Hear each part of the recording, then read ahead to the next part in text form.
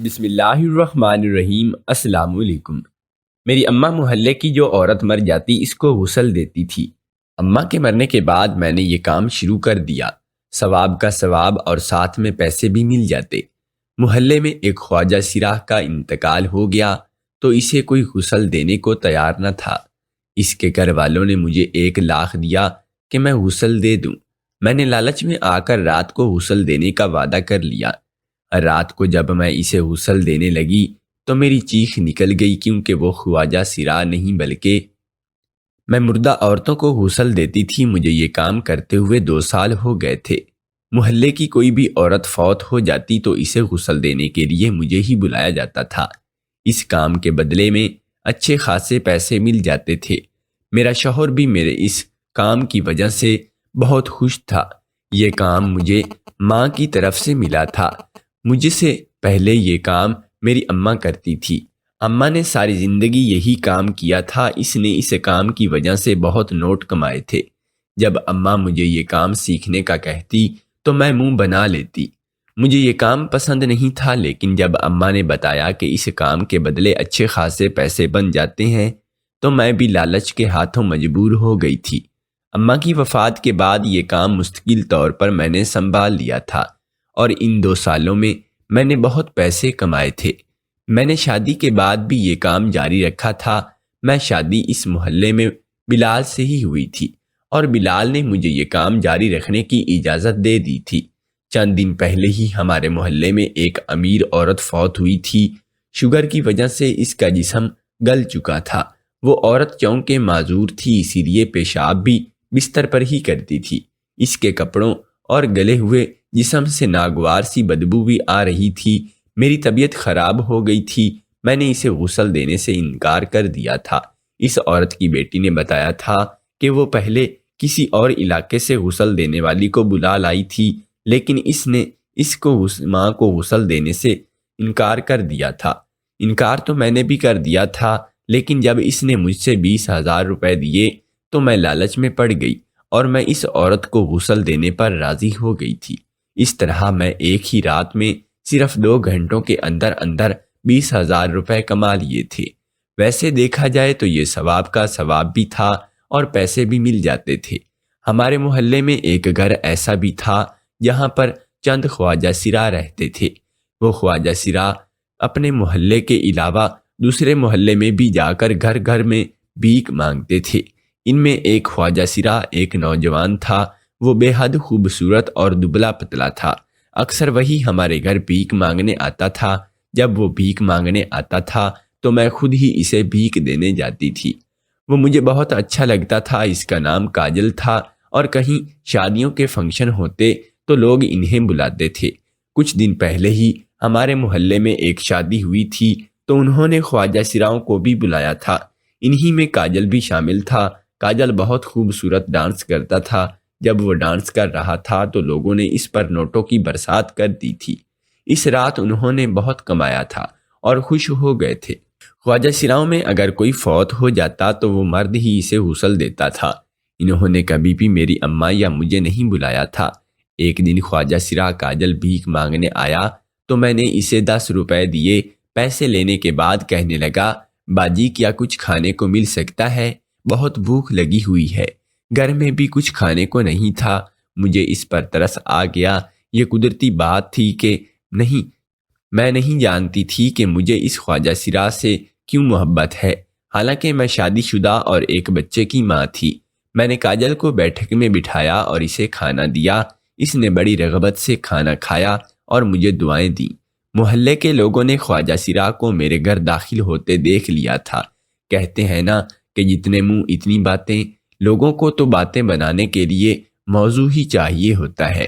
لوگوں نے اس بات کا غلط مطلب لے لیا اور میرے شوہر کو بھڑکایا کہ نہ جانے اس سے کیا کیا باتیں کہیں کہ بلال جب شام کو گھر آیا تو وہ بہت ہی غصے میں تھا۔ اس نے مجھ سے باز پرس کی کہ میں نے خواجہ سراہ کو کاجل کو بیٹھک میں کیوں بٹھایا تھا؟ آخر تمہیں اس سے کیا کام تھا؟ کیا لگتا ہے وہ تمہارا؟ پورے محلے والے باتیں بنا رہے ہیں۔ میں نے بلال کے سامنے صفائیاں پیش کی کہ میرا اس سے کوئی تعلق نہیں ہے۔ وہ بھوکا تھا تو اسے کھانے کو کچھ مانگ رہا تھا اور مجھے اس پر ترس آیا تو میں نے انسانی ہمدردی کے تحت اسے بیٹھک میں بٹھا کر کھانا کھلا دیا۔ اس میں غصہ کرنے والی کیا بات ہے؟ بلال کی سمجھ میں بات آ گئی تھی، اس لیے وہ خاموش ہو گیا تھا۔ بعد میں اس نے کہا کہ آئندہ اس بات کا خیال رکھنا۔ خواجہ سرا کاجل جب بھی آتا تھا تو کھانے کے لیے کچھ نہ کچھ مانگ لیتا تھا۔ میں اسے کھانے کے لیے گھر میں کچھ پڑا ہوتا تو دے دیتی تھی اور وہ اپنے ساتھ ہی لے جاتا تھا۔ وہ مجھے بہت دعائیں دیتا تھا۔ مجھے اس کی دعائیں سن کر بہت ہی خوشی اور سکون ملتا تھا۔ نہ جانے کاجل میں کیا کشش تھی کہ میں اس کی طرف کھینچتی ہی چلی جا رہی تھی۔ جس دن میں اسے دیکھ نہ لیتی مجھے سکون نہیں آتا۔ کبھی کبھی تو وہ بھیک لینے نہیں آتا تھا تو مجھے بے چینی سی ہونے لگتی تھی کہ میں سارا دن اس کو لے کر پریشان رہتی تھی کہ وہ آج سارا دن کیوں نہیں آیا۔ اس کے ساتھ کیا مسئلہ ہو گیا ہوگا؟ کہیں اس کی طبیعت تو خراب نہیں ہو گئی ہوگی؟ لڑکوں کے بارے میں تو میں نے بہت سنا تھا کہ انہیں خواجہ سراؤں سے محبت ہو جاتی ہے اور ان سے دوستیاں بھی کرتے ہیں۔ یہاں تک کہ میں کچھ ایسے قصے بھی سن رکھے تھے کہ کئی لڑکوں نے خواجہ سراؤں سے شادیاں بھی کی ہیں، لیکن میں شاید دنیا کی پہلی لڑکی تھی جسے خواجہ سرا اچھا لگتا تھا۔ مجھے اس سے وہ محبت نہیں تھی جو لڑکے اور لڑکی کے درمیان ہوتی ہے۔ یہ کوئی عجیب سا جذبہ تھا جسے میں بھی نہیں سمجھ پا رہی تھی اور نہ ہی اس جذبے کو کوئی زبان دے رہی تھی۔ ایک بار تو حد ہی پار ہو گئی۔ 3 دن گزر گئے لیکن کاجل کا چکر نہیں لگا تھا، جس کی وجہ سے میں بے حد پریشان میں مبتلا ہو گئی تھی۔ مختلف سوچیں دماغ میں آئی جا رہی تھیں۔ پتہ نہیں کاجل کو کیا ہو گیا تھا، وہ آخر کیوں نہیں آ رہا تھا۔ آخر میں نے چوتھے دن بلال کے جانے کے بعد چادر اوڑھی اور اپنے بیٹے کو پڑوسن کے ہاں حوالے کر کے خواجہ سرا کے گھر پہنچ گئی۔ گھر پر خواجہ سرا موجود تھے اور ایک بلال اور دوسرا کوئی اور تھا۔ خواجہ سرا نے بتایا کہ کاجل کی طبیعت خراب ہے اور وہ اپنے کمرے میں سو رہا ہے، جبکہ باقی خواجہ سرا اپنے کام پر گئے ہوئے تھے۔ میں کاجل سے ملنا چاہتی تھی لیکن وہ سو رہا تھا، اس لیے میں واپس گھر آ گئی۔ اس کی بیماری کا سن کر مجھے بہت افسوس ہوا تھا۔ میں نے نماز کے بعد اس کی صحت یابی کے لیے دعا کی۔ پھر 1 ہفتہ گزر گیا لیکن کاجل نہیں آیا۔ اس کی طبیعت سنبھل نہیں پا رہی تھی اور میری پریشانی بلال نے بھی جب بھانپ لی تھی۔ تبھی ایک دن اس نے مجھ سے پوچھ ہی لیا کہ کیا بات ہے نگینہ، میں دیکھ رہا ہوں کہ آج کل تمہارا دھیان کہیں اور لگا ہوا ہے، کس بات کو لے کر پریشان ہو؟ میں گڑبڑا گئی تھی۔ اگر اسے پتہ چل جاتا کہ میں کاجل کی وجہ سے پریشان ہوں تو اس نے یا تو میری جان نکال دینی تھی یا مجھے طلاق دے دینی تھی۔ کوئی بھی غیرت مند مرد کبھی بھی نہیں چاہے گا کہ اس کی بیوی کسی خواجہ سرا میں دلچسپی لے۔ ایسے مرد تو کھڑے کھڑے ہی اپنی بیویوں کو طلاق دے دیتے ہیں۔ میں طلاق نہیں چاہتی تھی، میں اپنا ہنستا بنستا گھر اجاڑنا نہیں چاہتی تھی، اس لیے میں نے بہانہ بنایا کہ مجھے ان دنوں اماں کی بہت یاد آ رہی ہے، اسی لیے سارا دن اسی کے بارے میں ہی سوچتی رہتی ہوں۔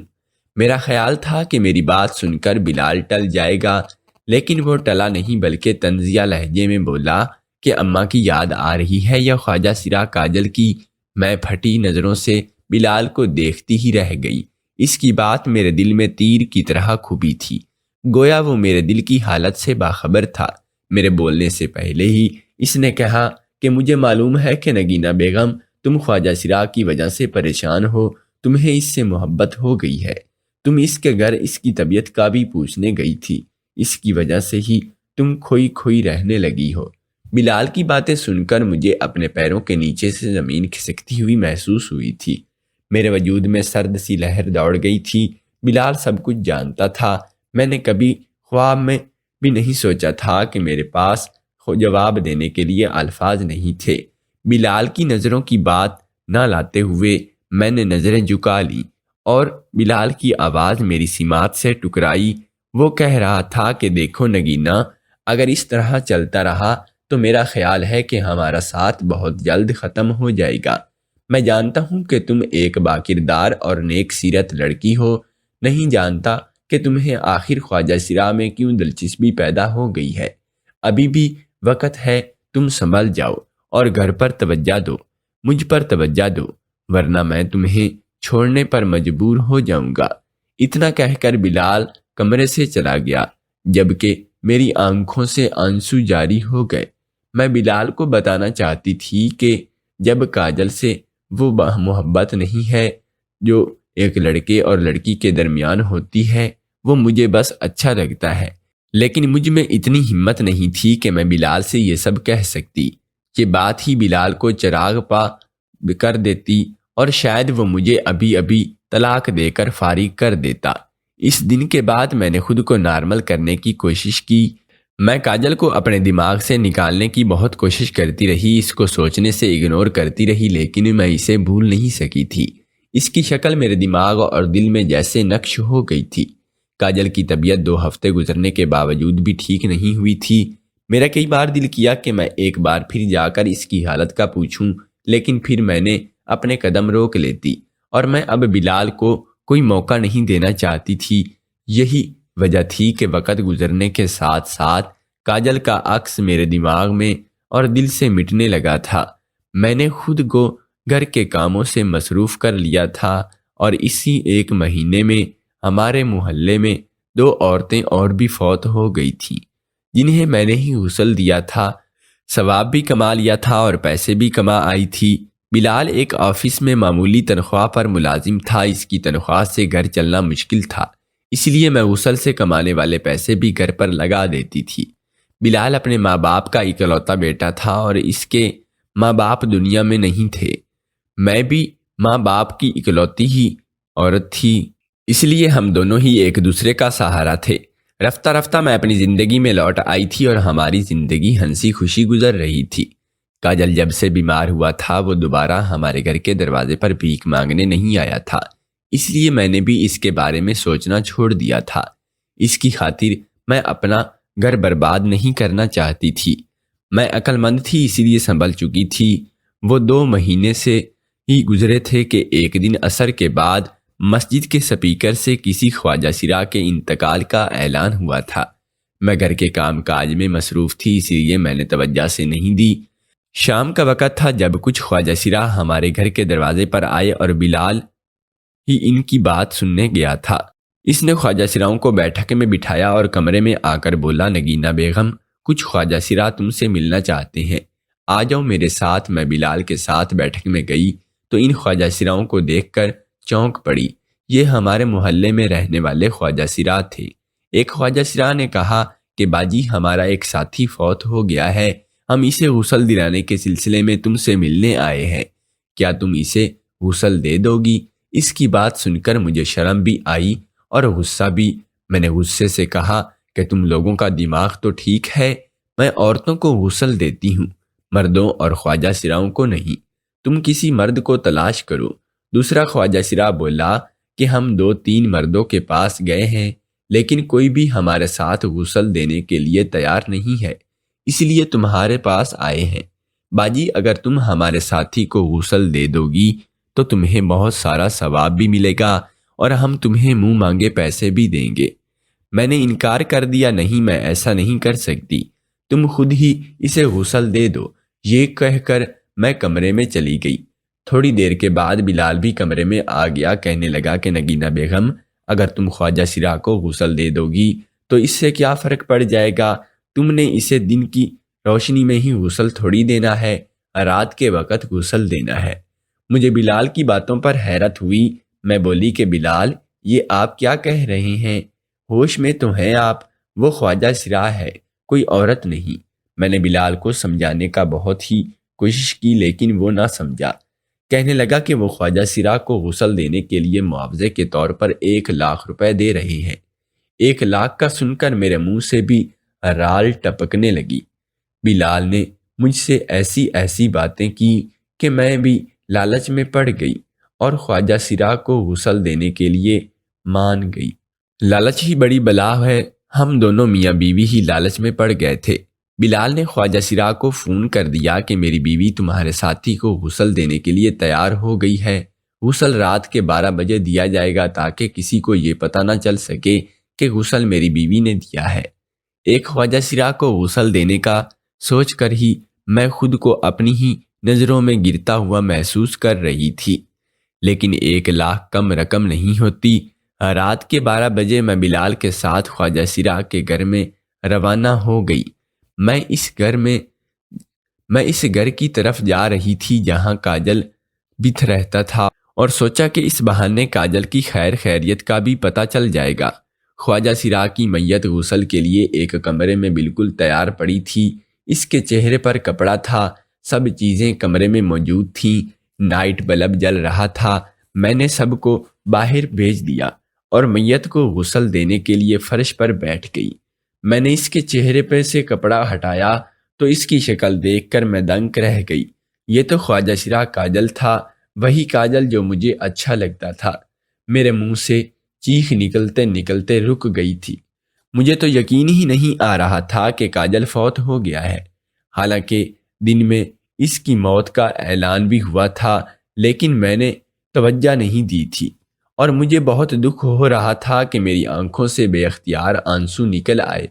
کبھی سوچا بھی نہیں تھا کہ میں کسی خواجہ سرا کی میت کو بھی غسل دوں گی۔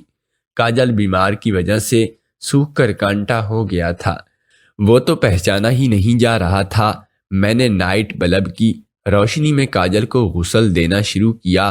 غسل دیتے دیتے اچانک میری نظر کاجل کی گردن پر ایک نشان پر پڑی تو میں چونک پڑی۔ وہ نشان دیکھتے ہی مجھے کچھ یاد آ گیا۔ میں بھلا وہ نشان کیسے بھول سکتی تھی؟ بالکل ایسا ہی نشان میری گمشدہ بھائی کی گردن پر بھی تھا، جو 3 سال کی عمر میں گم ہو گیا تھا۔ میری آنکھوں کے سامنے دھندلاہٹ چھانے لگی۔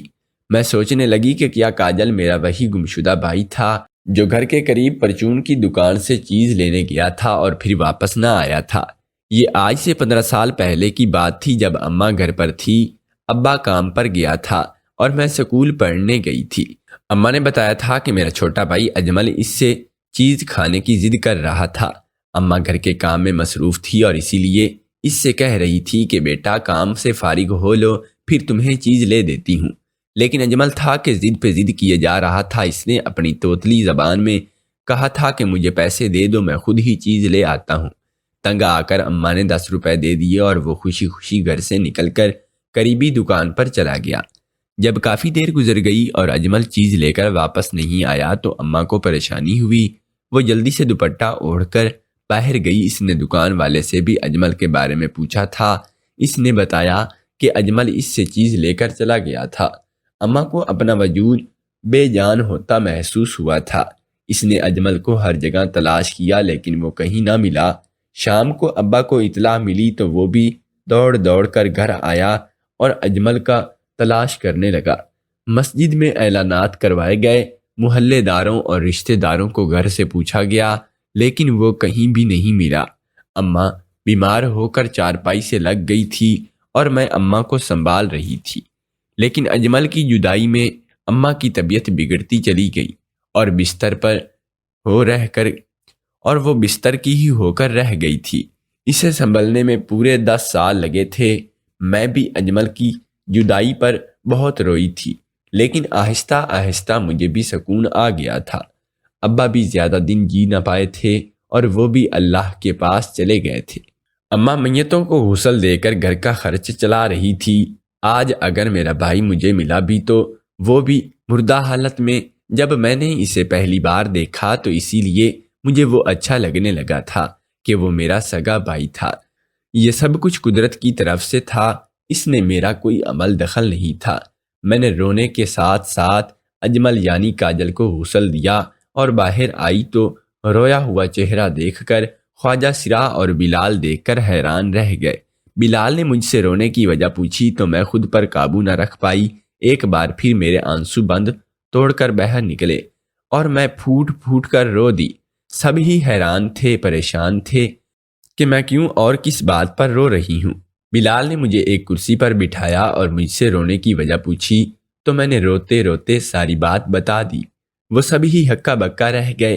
خواجہ سراؤں کا گروہ جس کا نام مادھوری تھا میرے پاس آیا اور کہنے لگا کہ بیٹی تم سچ کہہ رہی ہو، یہ بچہ مجھے ایک گلی میں روتا ہوا ملا تھا۔ میں نے وہاں کے لوگوں سے بھی اس بچے کے بارے میں پوچھا تھا لیکن کسی کو اس بچے کے بارے میں علم نہیں تھا۔ مجبوراً میں اسے اپنے گھر لے گئی اور اس کی پرورش شروع کر دی۔ میں نے اس کا نام کچھ اور رکھا تھا، لیکن یہ ہمارے ساتھ رہ رہا تھا، اسی لیے جب یہ بڑا ہوا تو اس نے خود ہی اپنا نام کاجل رکھ لیا۔ میں اسے پڑھانا لکھانا چاہتی تھی تاکہ یہ ہماری طرح زندگی نہ گزارے، یہ نارمل زندگی گزارے، اپنا گھر بسائے اور خوش رہے، مگر شاید قدرت کو کچھ اور ہی منظور تھا۔ یہ ہمارے ساتھ رہنے کی وجہ سے ہمارے جیسا ہی بن گیا تھا۔ کاجل خواجہ سرا نہیں بلکہ ایک مرد تھا اور اسے دماغ کا کینسر تھا۔